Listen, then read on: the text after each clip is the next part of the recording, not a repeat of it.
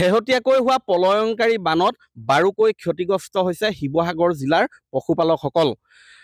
বিশেষকৈ যিসকলৰ মহ খুঁটি আছিলে সেই মহ খুঁটিসমূহত বানপানীত ২০-২৫ দিন ধৰি ডুবি আছিলে, প্লাবিত হৈ আছিলে আৰু তাৰ পৰা মহসমূহ স্থানান্তৰ কৰিবলগীয়া হ'ল, কাৰণ মহ সম্পূৰ্ণ পানীত ডুব গৈছিলে। কাৰোবাৰ মহ এতিয়াও সন্ধানহীন হৈ আছে।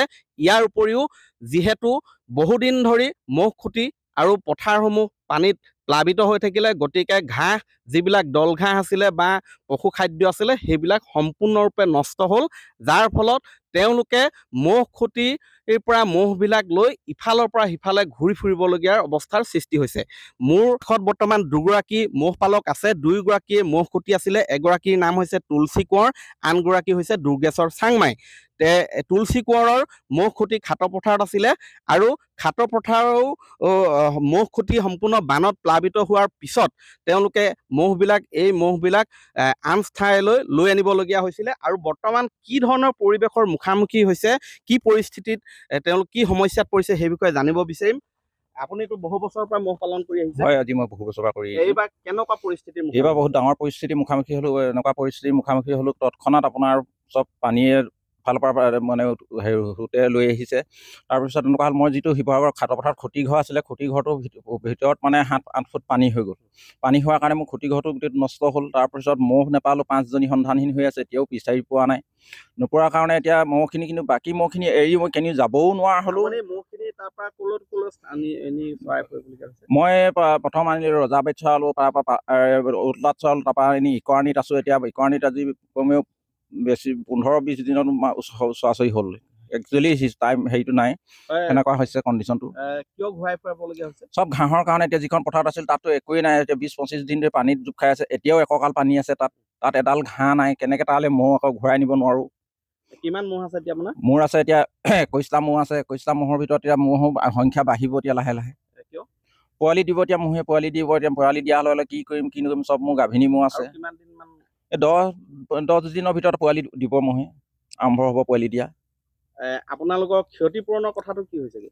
ক্ষতিপূৰণৰ কথা এতিয়া মইতো মহৰ এৰি থৈ যাব পৰা নাই, কিন্তু চৰকাৰী বিভাগে কোনো খবৰ খাতি লোৱা নাই ক্ষতিপূৰণৰ কথা। পশুপালন বিভাগক জনাইছে নেকি? পশুপালন বিভাগক জনাবলৈ মই যাব পৰা নাই আচলতে এৰি থৈ পিনি পশুপালন বিভাগৰ ওচৰলৈ। আপুনি এতিয়া কিমান দূৰত আছে? মই এতিয়া 30 কিলোমিটাৰ দূৰত আছোঁ। শিৱসাগৰ খাট পথাৰৰ পৰা 30 কিলোমিটাৰ হ'ব এই ডিমৌ ইকৰাণীলৈ। মই আন এগৰাকী আছে। আপোনাৰ মহ কিমান আছে? মোৰ 26টা আছে। 26টা। একে সমস্যা? একেই সমস্যা। তাৰমানে আমাৰ গাঁওবুঢ়া আৰু ৱাৰ্ড মেম্বাৰ হ'লেও আমাৰ মানে জানে যে ক'ত মানে মহখিনি আছে, তেওঁলোকে ল'ব লাগিছিলে। খবৰ লৈ আহি নাই? আপোনালোকো যাব পৰা নাই? আমি যাব পৰা নাই। কিমান মান এতিয়া গাখীৰ দি আছে? গাখীৰ এতিয়া মই 5 লিটাৰ 4 লিটাৰমান পাই আছোঁ। 5 লিটাৰ 6 লিটাৰ।